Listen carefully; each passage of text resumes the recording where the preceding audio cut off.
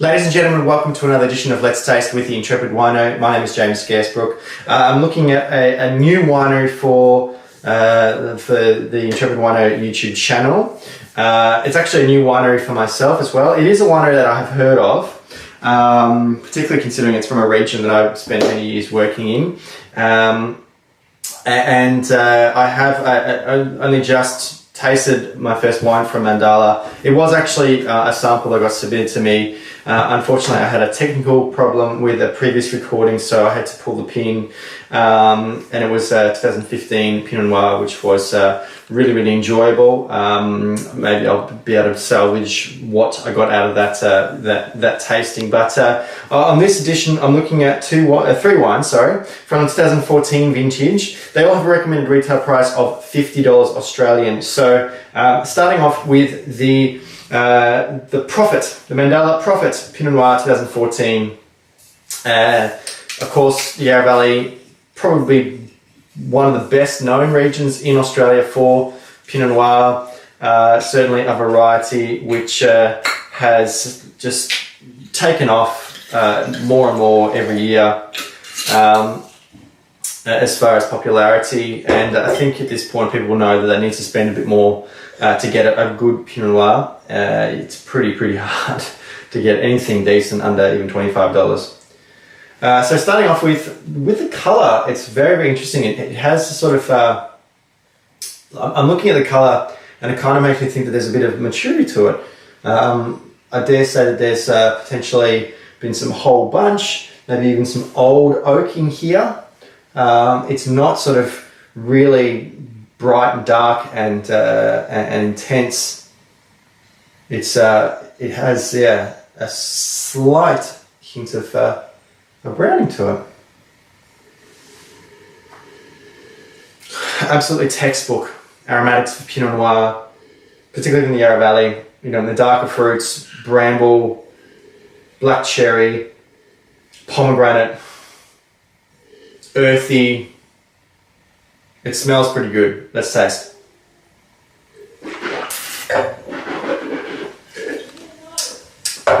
Nice and fresh, savoury, light on the tannins, light on the fruit. Good drinking, but it is possible that it might be a victim of the vintage because it's just not kind of carrying all the way through on the palate for me. It's falling a bit short. $50. It's certainly a very interesting Pinot Noir. Aromatically, there is a lot of promise there, but just on the palate, it's not quite coming up trumps.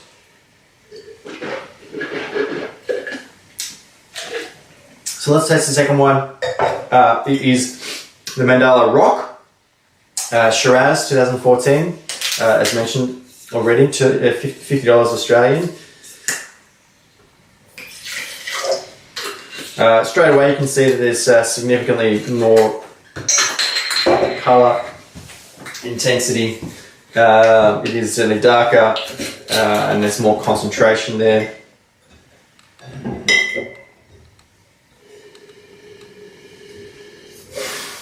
Nice cool climate Shiraz personality here. Spicy, meaty as well. Meaty in a way that makes me think earthy. Yeah, a little bit feral. Interesting. Let's taste.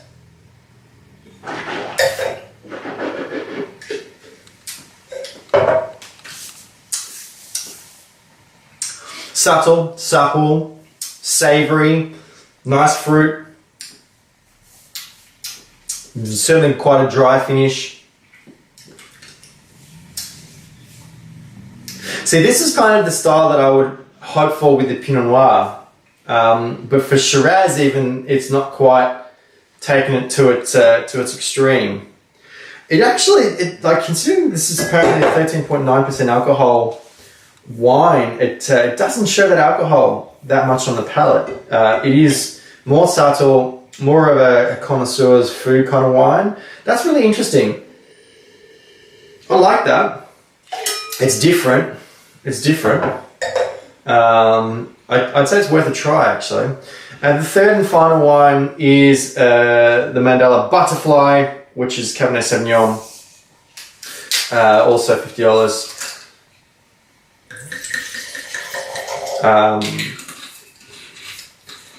Look, some of the best Cabernet in Australia comes from the Yarra Valley, in my opinion.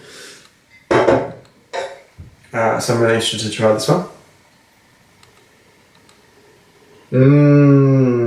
Again, really textbook Cabernet character. Black fruits, stalky, dusty, a little bit of menthol.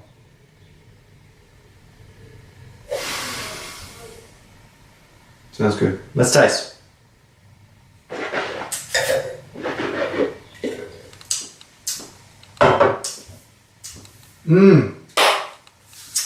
That is one of the better Cabernets I've tasted in quite a while. It's got a lot of freshness to it, which I like. It's something that most Cabernets don't have. It's very bright. It looks like Cabernet should. It certainly is varietally correct. But it's just really drinkable. It makes me want to have more and makes me want to have it with food. And it really isn't something that you see with Cabernet a lot of the time. It's one of the reasons why I like the Yarra Valley as a region for Cabernet. Because the tannins aren't too pushed, the oak isn't dominant here. I dare say Mandala they use very little new oak, if any, which is exciting for me. I don't like to see a lot of oak in my wines. It has good purity, it has good depth to it.